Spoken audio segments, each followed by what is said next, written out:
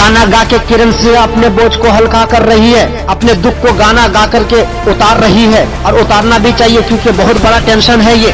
जब किरण सिंह रोशन रोही के साथ में मिलकर के काम कर रही थी, गाना गा रही थी, तब तो कोई भी टेंशन नहीं था, लेकिन अब जब जुदा हो चुकी है तो अब बहुत ज्यादा टेंशन आती है। और जब भी किरण सिंह अकेले में रहती है तो और ज्यादा रोशन रोही की यादें सताने लगती है। और जब एक साथ में थी तब की कुछ शायरी भी है, जो शायरी इस प्रकार से है, कहते हैं कि किसी ना किसी को किसी ना किसी पर एतबार हो जाता है और एक अजनबी सा चेहरा भी यार हो जाता है, और हमेशा खुशियों से मोहब्बत नहीं होती बल्कि कभी किसी की कमियों से भी प्यार हो जाता है। आइए जरा इस शायरी को समझते हैं। पहला भाग इस प्रकार से है कि हर किसी को किसी ना किसी पर बस विश्वास हो जाता है, चाहे वो अजनबी क्यों ना हो। दूसरा भाग ये दर्शाता है कि इसका मतलब है कि जो व्यक्ति कभी अजनबी था वही आपका प्रिय दोस्त बन जाता है।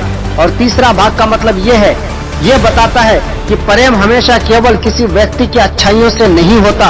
और चौथा भाग ये कहलाता है कि ये दर्शाता है कि कभी कभी किसी की कमियों के कारण भी उससे प्यार हो जाता है। तो लेकिन रोशन रोही के अंदर में कौन सी कमियां थी जिसके वजह से किरण सिंह प्यार कर बैठी? ये सारी बातें जो हम आप लोगों को बता रहे हैं, ये सोशल मीडिया से ली गई हुई खबर है।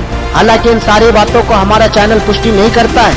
आप सभी लोग हमारे चैनल में बने रहे और आप सब लोग अपना ख्याल जरूर रखना।